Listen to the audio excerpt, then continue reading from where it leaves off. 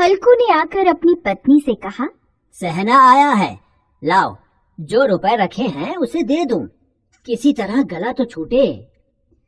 मुन्नी झाड़ू लगा रही थी, पीछे फिरकर बोली, 3 ही तो रुपए हैं, दे दोगे तो कंबल कहाँ से आएगा? माघ पूस की रात खेत में कैसे कटेगी? उससे कह दो फसल पर रुपए दे देंगे, अभी नहीं। हल्कू एक क्षण अनिश्चित दशा में खड़ा रहा। पूस सिर पर आ गया।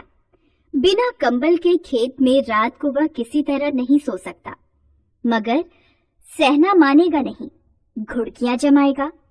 चाहे जाड़े में मरेंगे पर बला तो सिर से टल जाएगी।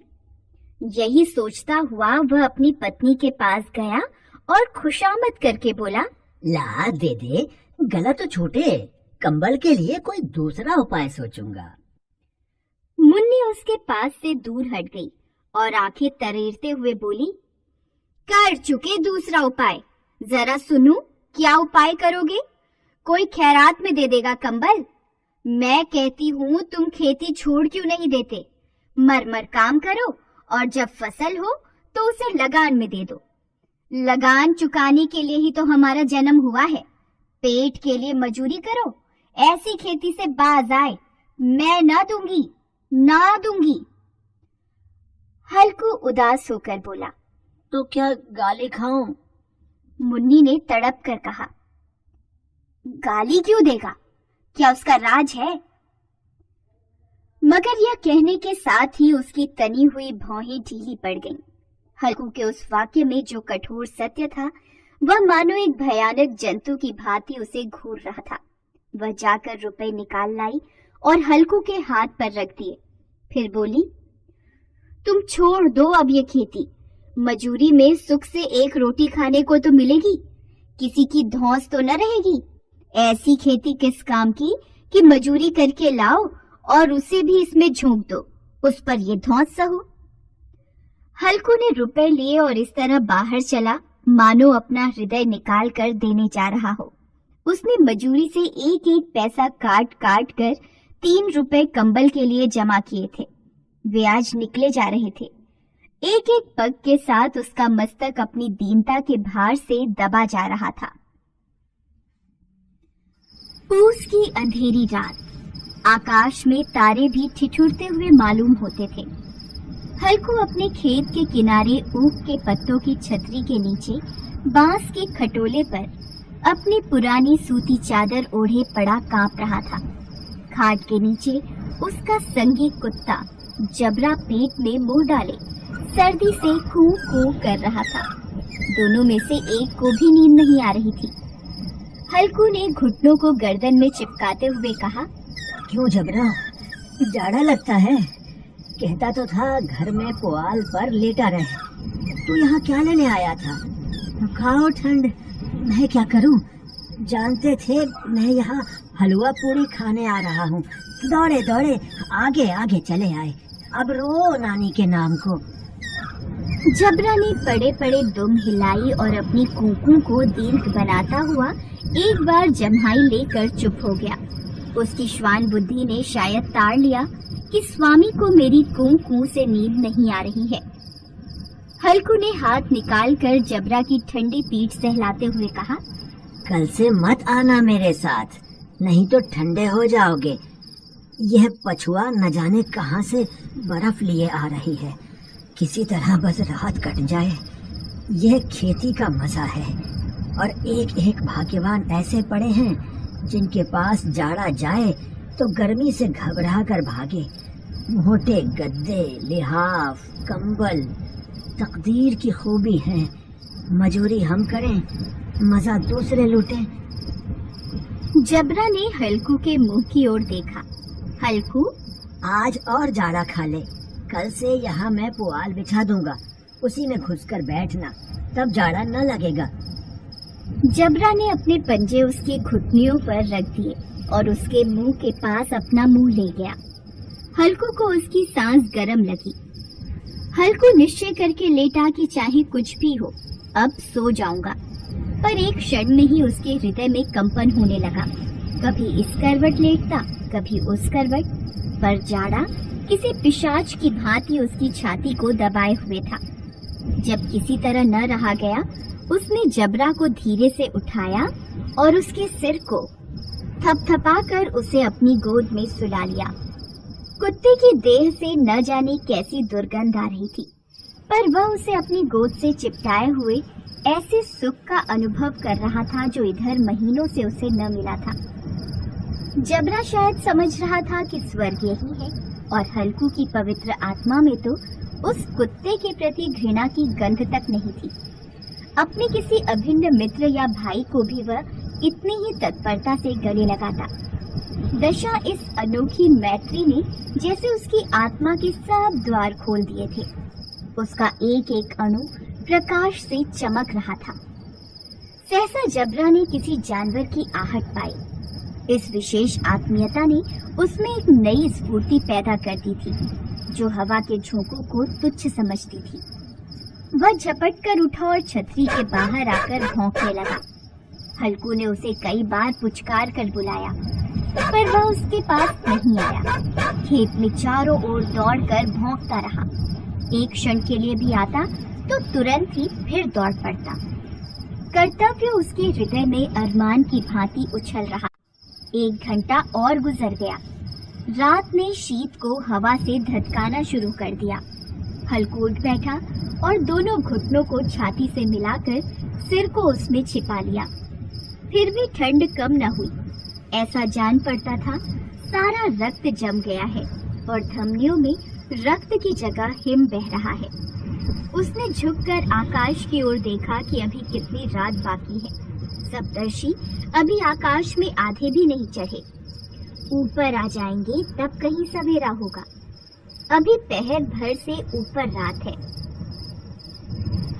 हल्कू के खेत से कुछ दूर आमों का बाग था।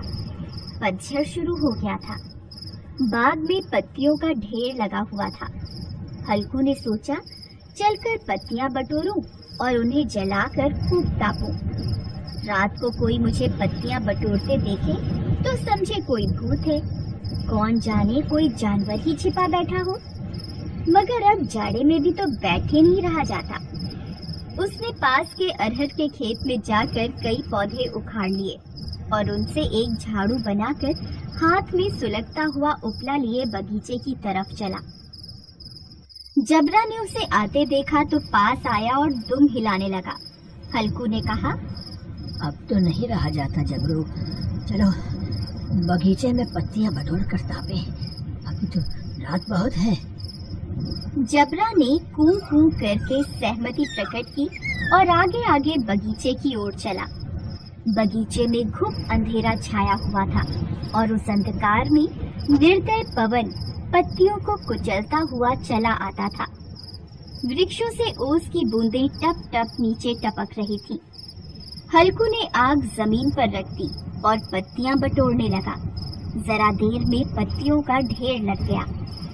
हाथ ठिठुरे जाते थे, नंगे पांव गले जाते थे और वह पत्तियों का पहाड़ खड़ा कर रहा था। थोड़ी देर में अलाव जल उठा। उसकी लौ ऊपर वाले वृक्ष की पत्तियों को छू छू कर भागने लगी। हल्कू अलाव के सामने बैठा ताप रहा था। उसने दोनों पांव फैला दिए मानो ठंड को ललकार रहा हो। तेरे जी में जो आए सो कर। ठंड की असीम शक्ति पर विजय पाकर वह विजय गर्व को हृदय में छिपा न सकता था। उसने जबरा से कहा, क्यों जब्बर, अब तो ठंड नहीं लग रही है? जब्बर ने कूं कूं करके मानो कहा, अब क्या ठंड लगती ही रहेगी। पहले से यह उपाय न सूझा, नहीं तो इतनी ठंड क्यों खाते। जबरा ने पूंछ हिलाई। पत्तियां जल चुकी थीं। बगीचे में फिर अंधेरा छा गया था। राख के नीचे कुछ कुछ आग शेष थी, जो हवा का झोंका आ जाने पर जरा जाग उठती थी, पर एक क्षण में फिर आंखें बंद कर लेती थी। हल्कू ने फिर चादर ओढ़ ली और गरम राख के पास बैठा हुआ एक गीत गुनगुनाने लगा। उसके बदन में गर्मी आ गई थी, पर ज्यों-ज्यों शीत बढ़ता जाता था, उसे आलस्य दबाए लेता था। जबरा जोर से भौंककर खेत की ओर भागा। हल्कू को ऐसा मालूम हुआ कि जानवरों का एक झुंड उसके खेत में घुस आया है। शायद नीलगायों का झुंड था। उनके कूदने और दौड़ने की आवाजें साफ कान में आ रही थी। फिर ऐसा लगा कि वे खेत में चर रही हैं। उनके चबाने की आवाज सुनाई देने लगी। उसने दिल में कहा, नहीं, जबरा के होते जानवर खेत में नहीं आ सकता, वह नोच ही डालेगा। मुझे भ्रम हो रहा है। अब तो कुछ नहीं सुनाई देता। मुझे भी कैसा धोखा हुआ। उसने जोर से आवाज लगाई, जबरा, जबरा। जबरा भौंकता रहा, उसके पास नहीं आया। फिर खेत में चरे जाने की आहट मिली। अब वह अपने को धोखा न दे सका। उसे अपनी जगह से हिलना भी जहर लग रहा था। इस जाड़े पाले में खेत में जाना, जानवरों के पीछे दौड़ना असूझ जान पड़ा। वह अपनी जगह से नहीं हिला। उसने जोर से आवाज लगाई, लिहा, लिहा, लिहा। जबरा फिर भौंक उठा। जानवर खेत चर रहे थे। फसल तैयार थी।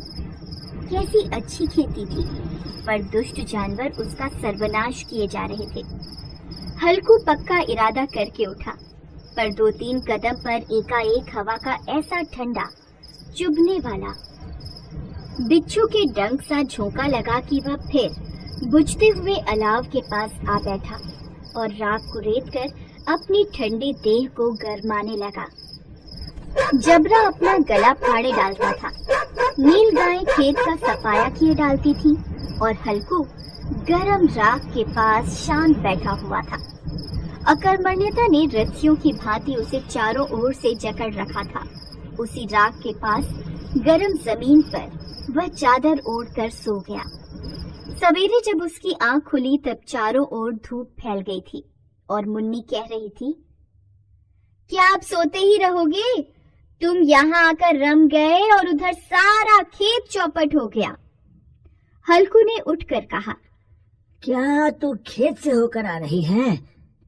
मुन्नी बोली, हाँ, सारे खेत का सत्यानाश हो गया। भला ऐसा भी कोई सोता है? यहाँ मड़ैया डालने से क्या लाभ हुआ? हल्कू ने बहाना बनाया, मैं मरते मरते बचा, तुझे अपने खेत की पड़ी है। पेट में ऐसा दर्द हुआ कि मैं ही जानता हूँ। दोनों खेत की दशा देख रहे थे। मुन्नी के मुंह पर उदासी छाई थी, पर हल्कू प्रसन्न था। मुन्नी ने चिंतित होकर कहा, अब मजूरी करके मालगुजारी भरनी पड़ेगी। हल्कू ने प्रसन्न मुख से कहा, रात की ठंड में यहाँ सोना तो नहीं पड़ेगा।